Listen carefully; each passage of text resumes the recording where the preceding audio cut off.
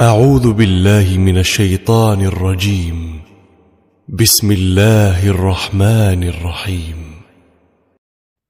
Bismillah velhamdülillah ve salatu vesselamu ala Resulillah. Sure Enfal'ın tefsirinin devamı 31. ayet. وَإِذَا تُتْلَى عَلَيْهِمْ آيَاتُنَا قالوا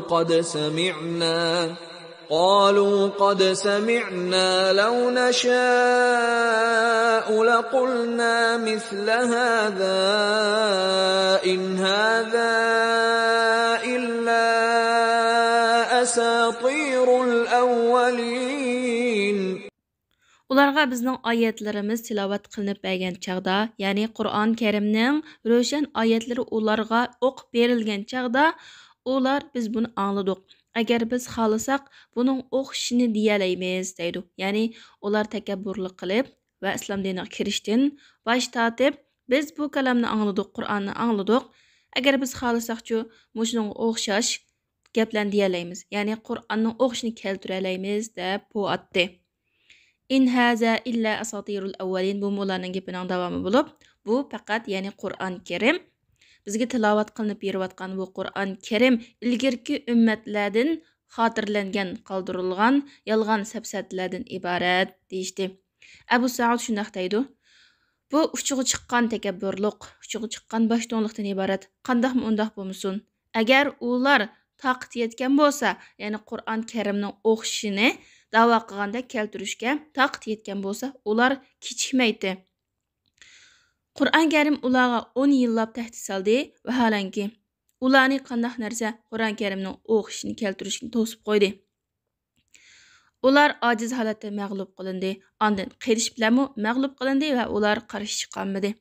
Ular o'zlarining bo'libmi bayon babida, til babida, balog'at fasohat babida biz hargiz mag'lub bo'lmaymiz, yengilmaymiz deb o'zlarining yengilishini inkor qilgan turib, ular qarshi chiqolmadi. Qur'on Karimning o'qishini hargizmi akilanmadi. Hatto bir oyatmi akilanmadi. وَإِذْ قَالُوا اللَّهُمَّ إِن كَانَ هَذَا هُوَ الْحَقَّ مِنْ عِندِكَ فَأَمْطِرْ عَلَيْنَا حِجَارَةً مِنَ السَّمَاءِ أَوْ ائْتِنَا بِعَذَابٍ أَلِيمٍ. Ular yani o'z vaqtida aytdiki, agar bu sen tarafdan kelgan haqiqat bo'lsa, ya'ni bu Qur'on Karim sening huzuringdan nozil qilingan haqiqat bo'lsa, undaqda bizga osmondan tosh yog'dirg'in dedi. Ya'ni xuddi Lut alayhissalom qavmiga yog'dirgandek, osmondan bizning ustimizga shixillarni, toshlarni yog'dirg'in.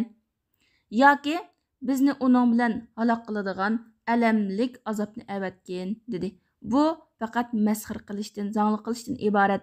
Ibn Kasir rahimahulloh shunday deydi: ularning bu gapni qilishi ularning nihoyat nodonligidan, bilimsizligidan va ularning boshdo'ngligidan va Qur'on Karimni yolg'on chiqarganligidan iborat. Ular aslida bu gapni deyishning o'rniga: ey Alloh, agar bu sen tarafdan kelgan haqiqat bo'lsa, bizni bu haqiqatga boshlig'in hidoyat qilgin va buning agishishga bizni muvaffaq qilgin deyishi loyiqdi. Lekin ular do'tligi, aqlsizligi tufaylidan azobga va jazoga oldirib ketdi.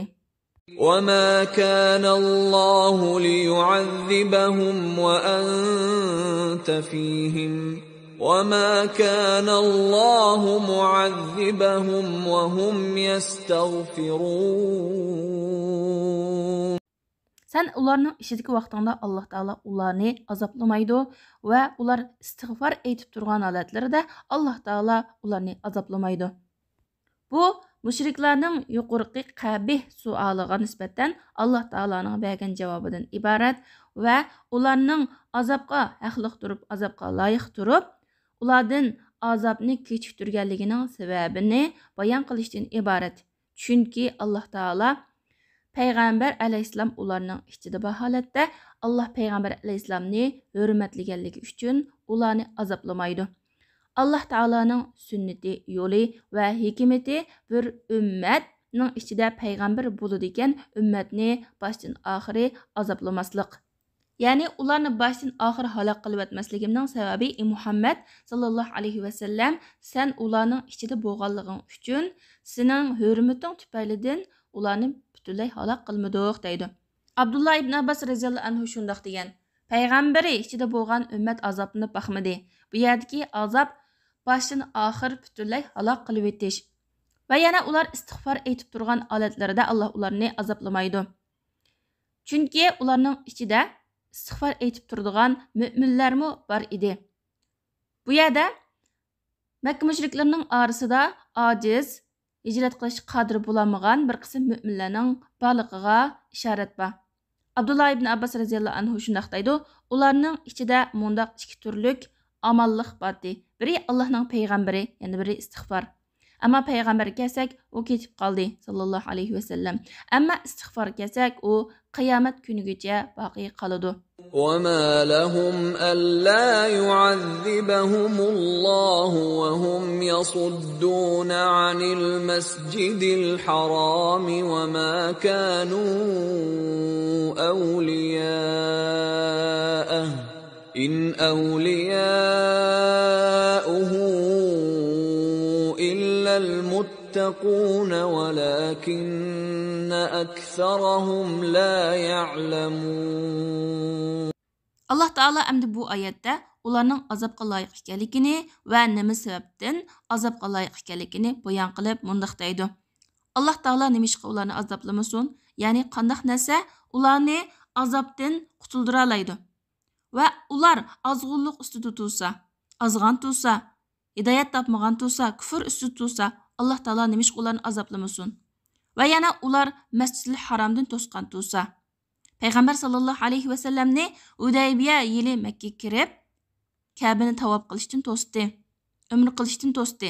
Shundaqla mu'minlarni va Payg'ambar alayhisalomni Makkadan Madinaga hijrat qilishga majburladi.